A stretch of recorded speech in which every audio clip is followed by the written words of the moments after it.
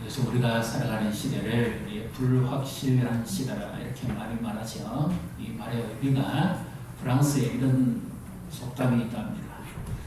개와 늑대를 구분하기가 어려울 때가 있다고 합니다. 해질녘 무렵에 그리고 아침 해 뜨기 직전에 멀리서 움직이는 물체가 과연 나와 친근한 개인지 아니면 나를 해롭게 하는 늑대인지 그것을 구분하기가 그렇게 어렵다는 거죠. 이것을 일컬어서 불확실성, 내 판단이 맞는지 나도 알지 못하겠고 이 길로 가다가 개한테 있으면 그나마 다행이지만 늑대한테 가면 물리는 거잖아요. 우리의 판단은 이렇게 연약합니다. 그 다음에 또 하나가 있는데 아군인지 적군인지 구분하기가 어렵습니다. 과연 저 사람은 나를 도와줄 사람인지 내 사업장의 파트너는 나를 도와줄 사람인지 우리 자녀 주변에는 도와줄 사람인지 아니면 해치려는 사람인지 인생은 참으로 연약합니다. 내 자신의 판단을 믿고 내 힘대로 살면 우리는 실패할 수밖에 없습니다. 어렵고 힘든 때일수록 하나님을 가까이 하고 하나님 주시는 힘을 의지하고 살아가는 자가 복이 있는 줄 믿으시기를 바랍니다. 오늘 제목이 뭐지요? 하나님은 어떤 자를 도우실까요? 답은 나와 있습니다. 하나님은 이런 자를 도우신다 했으니까. 그렇죠? 제가 이 제목을 정하면서 참 갈등이 많았습니다. 왜냐하면 오늘 시편 24편에서 제일 많이 나오는 구절들, 단어를 찾으라면 복이 있나이거든요. 처음에는 주께 의지하는 자는 복이 있나이다 이렇게 생각을 했습니다. 그런데 가만히 생각하니까 그러면 상대적인 박탈감을 당하는 사람이 있습니다. 왜냐? 나는 예수고 수고했는데도 현실적으로 지금 이루어지는 게 없거든요. 그럼 나는 복을 못 받은 뭐 흔히 말하기를 아까 우리 찬양도 했습니다. 우리가 살아온 모든 순간이 다 하나님 은혜입니다. 지금까지 함께 하신 하나님 은혜요. 인도하신 은혜요. 앞으로도 함께 하실 은혜인데 그러면 내게 아무 일도 현재 일어나지 않으면 나는 은혜를 못 받고 사는 사람인가? 나 은혜에서 멀어진 사람인가? 지금의 시대는 정말 수고하고 애써도 안 되는 사람은 안 되는 경우가 많습니다. 쉽게 상담을 못합니다. 도의사가 와서 그냥 한번 웃기고 복 받아라 하고 그렇게 갈 메시지가 아니에요. 그럼 나는 왜 안 되느냐 말이죠. 또 이런 메시지를 할 수 있습니다. 보상. 그동안에 수고하고 애쓴 것을 하나님 다 보시고 아시고 주셨다. 어떻게 보면 주거니 받거니가 됩니다. 하나님께 드리는 자 없으면 하나님 복 안 주시는가? 어떻게 생각하십니까? 하나님은 공평하신 하나님입니까? 불공평하신 하나님입니까? 제가 예전에 이런 경험이 한 번 있었습니다. 하나님의 은총과 복에 대한 메시지라고 했는데 어떤 분이 계속 듣다가 자기 딸의 마음이 막 화가 나는 거예요. 왜? 자기는 하는 것마다 안 됐거든요. 저한테 와서 이런 말 했어요. 목사님, 복스럽게 하지 마세요. 나중에 들어보니까 그분의 심정을 충분히 이해하겠더라고요. 그러면 나중에 보니까 자기도 문제가 해결되고 나니까 또 이런 말 했어요. 목사님, 그때 설교 제일 좋았어요. 사람은 상대적입니다. 자기 형편에 따라서 받아들이는 것도 다르고 생각하는 것도 다르고 그래서 오늘도 제일 많이 나오는 단어는 주를 의지하는 자는 복이 있나이다. 복에 대한 말씀을 하려고 하다가 그러면 이것도 좀 애매하다면 지금 이 어렵고 힘들게 살아가는 우리 성도들도 계실 텐데 그래서 오늘 제목을 제가 이렇게 바꿨습니다. 다시 한번 같이 한번 따라해 보십시다. 하나님은 이런 자를 도우십니다. 오늘 이 말씀에서 표제를 한번 잘 보십시오. 시편에 표제가 주로 나오죠. 누가 기록했습니까? 고라입니다. 이들은 출애굽기 보게 되고 민수기 보게 되면 하나님의 질서를 반대하고 반역했던 자들입니다. 하나님께 대항하고 불순종하고 불신앙을 불러 이렇게 가지고 선동해서 하루아침에 250명이 땅에 묻혀버리는 이런 하나님의 진노를 당한 그런 선조입니다. 그런데 하나님께서 오늘 완전히 실패해버리고 소외되었던 그들을 통해서 하나님이 말씀하십니다. 다윗 시대에 이들을 하나님이 찬양 대원으로 세우고 하나님을 찬양하게 하는 삶을 살아가게 했습니다. 그들이 지금 이 고백을 하는 거죠. 그러니까 하나님의 인자하심은 어떻습니까? 무궁하시고 변함이 없으시다. 하나님은 누구든지 자기 앞에 나오는 자를 품으시고 안으시고 함께 하시는 분인 줄 믿으시기를 바랍니다. 그래서 오늘도 우리를 도우시고 우리와 함께 하시는 주님을 만나시는 복된 예배가 되시기를 주님의 이름으로 축복합니다. 오늘 참 이 표현을 보면 딱딱 연이 끊어지는 곳마다 아주 우리에게 강조점을 이런 메시지가 담겨져 있습니다. 1절부터 4절에 보시면 4절 끝에 뭐가 나오죠? 복이 있나이다. 그죠? 네. 매 단락이 끊어질 때마다 복이 있다. 이렇게 지금 말씀하고 있습니다. 그 어떤 자가 복이 있느냐? 우리 4절 5절을 같이 읽습니다. 주의 집에 사는 자들은 복이 있나니 그들이 항상 주를 찬송하리이다. 주께 힘을 얻고 그 마음의 시온에 데려가는 자는 복이 있나이다. 원래 성경에 보면 복되도다 이렇게 시작합니다. 주의 집에 사는 자란 말을 하나님의 은혜를 갈망하고 하나님 중심으로 사는 사람은 복이 있다 이렇게 말씀합니다. 그 삶의 중심이 늘 하나님께 있고 하나님을 가까이 하기로 원하는 사람은 복이 있다. 믿습니까? 우리가 예배하면서 주 앞에 나오죠. 오늘도 우중에 나오셨고 참 불편한 가운데 오셨잖아요. 이 예배에서 우리가 누릴 수 있는 축복이 있다면 뭡니까? 하나님의 임재입니다. 그가 영광스러운 하나님이 그 모든 것을 창조하시고 다스리시는 이 주관자 하나님이 이 세상에 많고 많은 사람 가운데 죄인인 나를 부르시고 나를 만나 주신다는 거 얼마나 영광스러운 은총입니까? 힘들고 어려워도 하나님이 나를 만나 주시기만 한다면 하나님이 나에게 말씀해 주시기만 한다면 이것보다 내게 더 귀한 복은 없습니다. 그래서 불편해도 멀리서 차를 몇 번씩이나 갈아 타시고 비 오는 우중에도 불편함에도 불구하고 주님 앞에 오시는 분들은 복이 있습니다. 믿습니까? 주님의 은혜를 사모하는 그 심령이 복이 있습니다. 은혜는 높은 데서 낮은 곳입니다. 낮은 자의 심령, 가난한 심령, 주를 사모하는 자의 심령. 여기 나오죠. 2절에도 주의 궁정을 사모하며 재료가 좋아서 하나님의 그 집을 사모하겠습니까? 시설이 좋아서 아니죠. 하나님이 계신 그곳에 내가 함께 할 수 있기 때문에 하나님의 은혜를 갈망하며 사는 그 사람은 복이 있다. 이렇게 말씀하고 있습니다. 우리가 예배에서 누릴 수 있는 축복이죠. 하나님을 만날 수 있고 그분의 얼굴을 배울 수 있고 주의 음성을 들을 수 있는 것. 이것이 축복입니다. 예배자의 복을 누리시기를 주님의 이름으로 축복합니다. 예배 복 보시고 축복하십시다. 예배자의 복을 누립시다. 예배자의 복을 누립시다. 가장 거룩하신 하나님이 만군의 여호와여 이 나오죠. 3절에 나의 왕 나의 하나님 만군의 여호와여 왕중의 왕이신 하나님은 가장 거룩하신 분입니다. 그런데 거기에 제비도 참새도 하는 것은 제비도 이렇게 더럽거든요. 오물투성이거든요. 찌끄러기도 있고 오물도 있고 얼마나 더럽습니까? 그러니까 가장 존귀하신 분하고 가장 추한 것을 서로 대비시키고 있습니다. 그럼에도 하나님은 인자가 풍성하신 분이기에 주 앞에 나온 자를 결코 소외시키지 않으신다. 그래서 주 앞에 나오는 자는 복이 있다. 복되도다. 이 사람들은 이렇게 지금 그 하나님을 찬양하면서 하나님께 영광을 돌리고 있죠. 5절, 6절, 7절까지 주께 힘을 얻고 그 마음에 시온에 들어가 있는 자는 복이 있나이다. 그들이 눈물 홀짝이로 지나갈 때에 그곳에 많은 샘이 있을 것이며 이런 비가 복을 채워주나이다. 그들은 힘을 얻고 더 나아가 시온에서 하나님 앞에 각기 나타나리이다. 주께 힘을 얻고 이렇게 되어 있죠. 주님이 주시는 힘을 받고 하나님의 임재를 갈망하고 예배 가운데 주의 음성을 들으며 주의 말씀의 힘을 얻고 시온의 대로는 여기서 앞뒤 문맥을 살펴보면 이 길은 어떤 길인가 하면 하나님 앞에 기도하면서 나가는 길입니다. 근데 왜 눈물골짜기라고 그랬을까요?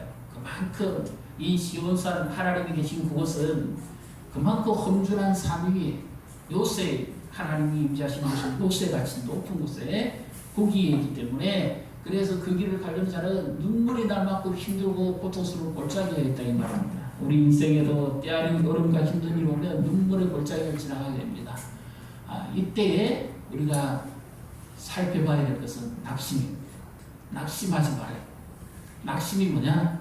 내 뜻대로 안 되면 낙심하게 되겠어. 근데 낙심을 뭐로 살펴보면 이런 의미입니다. 사로잡혀야 된다. 내 자신이 힘이 없어서 뭔가 빽둘러 사이에서 사로잡혀 있습니다.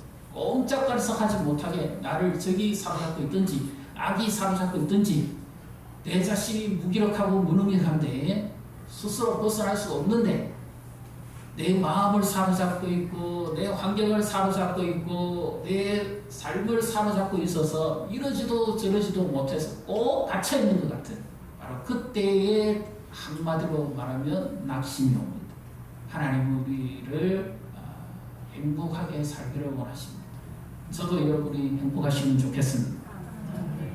그러면 내 힘으로는 낙심할 수밖에 없는데 어떤 힘을 힘보면 우리가 낙심을 이길 수 있을까요? 시편 18편 1절 나의 힘이신 여호와여 내가 주를 사랑하나이다. 이 다윗의 고백이죠. 나의 힘이신 여호와여 내 힘의 권위는 하나님께로부터 옵니다. 이 표현입니다. 다윗이 고백을 할 때 평탄해서 인생이 순탄해서 잘 되어서 고백이 절대로 아닙니다. 사월에 위협에 쫓겨다니면서 누울 자리 없고 이슬을 먹고 살고 여기저기 떠돌아다니면서 굴 속에 숨어 살고 지낼 때 그때 누가 나를 도울 것이냐? 아무도 나를 도와줄 자가 없다. 오직 나를 돕는 자는 주밖에 없습니다. 그래서 나의 힘이 되신 여호와여 그래도 불구하고 어떻게 한다고요? 원망 불평하지 않고 내가 주를 사랑하나이다. 환경이 나를 둘러싸고 실망이 나를 둘러싸고 되는 일이 없고 어려운 일이 겹쳐도 내가 주를 사랑한다면 낙심을 이길 수 있습니다. 주님이 주시는 힘으로만 이 낙심을 이기게 되는 줄 믿으시기를 바랍니다. 시편 32편 6절 7절입니까? 네, 그럼 같이 보겠습니다. 이로 말미암아 모든 경건한 자는 주를 만날 기회를 얻어서 주께 기도할지라 진실로 복수가 범람할지라도 그에게 미치지 못하리이다. 7절 주는 나의 은신처이오니 반란에서 나를 보호하시고 불본의 노력으로 나를 들으시리이다. 네. 낙심할 수밖에 없는 상황인데 하나님 앞에 나아가서 기도할 수 있다면 거기에 길이 있을 것이다 그 말입니다. 어떻게? 하나님이 나를 도우실 것이다. 낙심은 그냥 못 이깁니다. 예수님이 누가복음 18장 1절에서 낙심하지 말고 항상 기도해야 될 비유에 관해서 말씀하시면서 억울한 가부와 불의한 재판장의 말씀을 하시죠. 이 가부가 자기 원한을 풀어달라고 아무리 애를 써도 이 뇌물을 먹은 불법자가 이루어지지 않습니다. 그런데 오래오래 감을 지르고 밤낮으로 부르짖으니까 그의 소원을 들어주죠. 들어주는데 어떻게 들어줍니까? 기찬에서 들어줍니다. 그런데 하물며 하나님께서 그 의로우신 하나님께서 밤낮 부르짖는 자의 택하신 백성의 소원을 들어주시지 않겠느냐? 이 말씀의 의미는 뭐죠? 믿음으로 기도하는 자에게 하나님이 들으신다는 것을 강조하기 위함입니다. 로마서 8장 29절 말씀 그 택하신 백성을 아끼지 아니하시고 내어주시니가 어찌 그 아들과 함께 가장 좋은 것을 우리에게 주시지 않겠느냐. 예수 그리스도를 하나밖에 없으신 예수의 생명을 우리를 위해서 내어주신 그 하나님께서 어찌하여 무엇을 더 아끼겠느냐 그 말입니다. 그래서 믿고 기도하고 구하는 자에게 하나님께서 아낌없이 은혜를 베푸시고 도우시는 줄 믿으시기를 바랍니다. 그렇게 기도하고 나아가면 하나님이 일으켜 주신다는 거죠. 하나님이 이렇게 도우신다. 기도 가운데 도우시고 기도하고 난 다음에 도우시고 기도할 수 있도록 도우시고 하나님이 그렇게 길을 열어 주신다는 겁니다. 그래서 그들은 어떻게 됩니까? 7절에 그렇게 해서 하나님 앞에 눈물의 골짜기, 이 기도의 골짜기를 통과하게 되면 하나님께서 기뻐하시는 그 뜻을 발견하게 된다는 것입니다. 해야 될 때입니다. 우리 나라 좀 한번 보십시오. 지금 장반처럼 예상을 했지만 너무 고통과 아픔에 쌓인 자들이 너무 많습니다. 때 아닌 어려움을 당하는 자가 많고 가옥의 피해와 재산의 피해와 이 상실과 고통이 너무 큽니다. 우리 성도님들의 가정과 자녀나 고향 땅에는 피해가 없으신지 걱정이 됩니다. 이럴 때 우리가 하나님의 얼굴을 기도해 전심으로 하나님을 찾고 구할 때 하나님이 들으시고 은혜를 베푸시는 줄 믿으시기를 바랍니다. 그래서 기도할 수 있다면 낙심하지 마십시오. 정말 힘들 때는 기도도 안 됩니다. 내가 기도하고 싶어서 해도 안 돼. 그때 내 마음이 이미 절망에 포위가 되어 있는 상황입니다. 그때 예수님도 내어주시니까 어찌 무엇을 또 아끼겠느냐, 그러면서 그 하나님의 인자하심과 그분의 성품을 바라보면서 계속해서 부르짖어요. 답답하십니까? 기도가 안 되십니까? 어려우십니까? 그러면 이렇게 한번 해보십시오. 자, 한번 따라해 보십시오. 아버지! 아버지를 계속해서 한번 불러보십시오. 하나님 아버지를 간절하게 한 몇 번만 불러보십시오. 그러면 그 아버지가 우리를 보아처럼 내버려 두지 않습니다. 내 마음에 위로를 주시고 평안을 주십니다. 힘을 주십니다. 그리고 하나님을 간절히 찾고 그 아버지 앞에 나아갈 때 보이지 않는 어떤 평안이 임합니다. 걱정하지 마라, 두려워하지 마라, 이런 말씀이 내 안에 계속 들려옵니다. 그리고 기도할 수 있도록 하나님께서 은혜를 베푸십니다. 하나님 앞에 예배함으로써 주의 말씀을 듣고 힘을 얻을 수 있고요.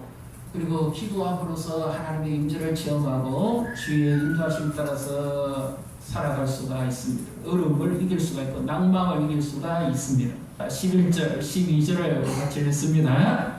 여호와 하나님은 해요 방패시라. 여호와께서 은혜와 영원을 주시며 정직하게 행하는 자에게 좋은 것을 아끼지 아니하실 것임이니라. 만군의 여호와여 주께 의지하는 자는 복이 있나이다. 아멘. 하나님을 예배하는 자가 복이 있고 하나님의 임재를 체험하고 경험하는 자가 복이 있습니다. 그리고 기도하면서 낭망을 이기는 자가 복이 있고 하나님 앞에 더 나아가서 하나님을 찾을 수 있는 자가 복이 있습니다. 연이어서 이제 주를 의지하는 자가 복이 있습니다. 왜 여기서 주를 의지하는 자가 복이 있다 이렇게 말씀을 마칠까요? 1절에 뭐로 시작하죠? 만군의 여호와여 이렇게 시작합니다. 12절에 뭐로 마치죠? 만군의 여호와여 그러죠. 만군의 여호와여, 만군의 여호와여. 그 사이에 모든 것이 하나님의 섭리와 주관에 있습니다. 그래서 그 하나님을 믿고 의지하는 자는 복이 있습니다. 우리 생애는 누구 안에 있습니까? 하나님의 손 안에 있습니다. 그래서 하나님을 의지한다는데 여기서 하나님은 어떤 분입니까? 11절에 여호와 하나님은 왜 이런 식으로 표현했을까요? 해요 방패이시라. 여기 해는 빛이 비치는 생명의 원동력이죠. 해가 비치면 식물이 건강하게 자라고, 해가 비치면 전염병이 사라집니다. 해가 비치면 많은 활동을 할 수 있습니다. 사고막 생깁니다. 그래서 여기 해는 어떤 의미가 하면 권원을 말하는 겁니다. 하나님은 모든 것의 권원이십니다. 생명의 권원이시고 모든 것을 다스리시는 권원이시고, 심지어 이 말씀에 가장 많이 나오는 복이 있나이다. 그 권원을 어떤 권원을 말씀할까요? 복의 권원을 말씀합니다. 아까 우리가 찬송가 28장을 찬송했죠. 시작을 어떻게 시작합니까? 복의 권원. 하나님은 모든 것의 권원이십니다. 생명의 권원, 생명의 공급자, 생명의 주관자, 모든 것을 그의 손에 있습니다. 그래서 다윗이 이런 고백을 하죠. 그의 인생의 말년에 어떻게 내가 이런 삶을 살아왔느냐. 역대상 29장 11절 12절에 보시면 이런 말씀이 연이어 계속 나옵니다. 만물의 주제이신 그 하나님이 자기를 이기게 하시고 강하게도 하시고 크게도 하시고 높게도 하시고, 아버지 이새의 집에 8째 아들밖에 안 되는 이 볼품없는 목동을 불러내가지고 이스라엘의 왕으로도 세우시고 하나님 나라 백성으로서도 살게 하시고 하나님이 기뻐하시는 소원을 그를 통해서 다 이루게 하시는 거죠. 어떻게 자기가 잘해서 그랬느냐, 성실히 살아서 그랬느냐? 아니죠. 하나님의 손이 함께 했기 때문이죠. 구하기가 주께로 말미암고 이기가 신과 강하게 하심이 다 주의 손에 있나이다 그러죠. 바로 이 고백을 하는 겁니다. 우리 인생은 누구 손에 있습니다. 하나님의 주권이 있습니다. 하나님의 은혜 속에 있습니다. 하나님의 인도하심 안에 있습니다. 이것을 믿고 의지하고 나아가는 자를 하나님이 도우시는, 하나님이 허락하지 않으면 내 생명을 해할 자가 아무도 없습니다. 아무리 시대가 어두워서 겐지 늑대인지 구분하기 어렵고, 아무리 힘들어도 아군인지 적군인지 구분하기도 어려운 이 시대지만, 하나님을 그의 하나님으로 믿고 사는 사람, 그리고 하나님의 임재를 사모하고 갈망하며 사는 사람, 하나님 앞에 기도하고 의지하며 사는 사람, 하나님의 도움을 의지하고 살아가는 사람, 그 사람은 어떤 사람입니까? 복이 있는 사람입니다. 누구든지 하나님의 손에 붙들린 바 되기만 하면 하나님은 그를 놀랍게 들어 사용하시는 줄 믿으시기를 바랍니다. 하나님의 손에 권세가 있습니다. 하나님의 손에 능력이 있습니다. 하나님의 손에 생명이 있습니다. 하나님의 손에 주권이 있습니다. 하나님의 손에 모든 것이 있습니다. 나라의 흥망성쇠, 개인의 흥망성쇠, 가정의 흥망성쇠, 우리 자녀들의 흥망성쇠, 모든 것의 주관자는 하나님이십니다. 고통과 함정에 계시다면 이 하나님을 의지하고 하나님 앞에 나아가야 됩니다. 그러면 보이지 않는 길이 보입니다. 시온의 대로는 없습니다. 하나님께서 그에게 함께 주실 때만 보이지 않는 길이 비로소 보이게 됩니다. 요즘 행복에 대해서 상대적인 개념이 많습니다. 그런데 어떤 사람이 이런 고백을 했습니다. 요즘 같은 이 어려운 때에 어쩌면 더 이것이 와닿는 피부적인 행복인 것 같아요. 해질녘 돌아갈 집이 있다면 행복하다. 가장 어렵고 힘들 때 생각나는 사람이 있다면 행복하다. 여러분은 행복하십니까? 우리는 여기 하나가 더 필요합니다. 한번 같이 해보십시다. 하나님을 예배하고 임재를 체험하기 때문에 행복합니다. 실망이 되십니까? 하나님이 불공평하다고 느껴지십니까? 왜 나는 이러는 만큼 수고가 나오지 않는다고 생각하고 계십니까? 왜 하나님 나에게는 복을 주시지 않는다고 생각합니까? 고라자소로 생각했고, 하나님께 진노를 받아서 땅이 삼켜버렸던 그들의 선조는 그랬지만 그 후손들은 하나님이 불쌍히 하시고 하나님의 인자하심은 끝이 없습니다. 누구든지 주님 앞에 나오는 자를 주는 멸시하지 않으시고 내치지 않으시고 그의 품에 안기는 자를 하나님은 건지시고 보호하시는 분인 줄 믿으시기를 바랍니다. 그래서 우리의 미래가 주의 손에 있습니다. 우리의 장래가 주의 손에 있고 우리 자녀들의 미래가 주의 손에 있습니다. 하나님을 의지하고 믿음으로 살아가는 자에게 하나님이 함께 하시고 어려운 가운데서도 능히 건지시고 보호해 주시는 분인 줄 믿으시기를 주님의 이름으로 축복합니다.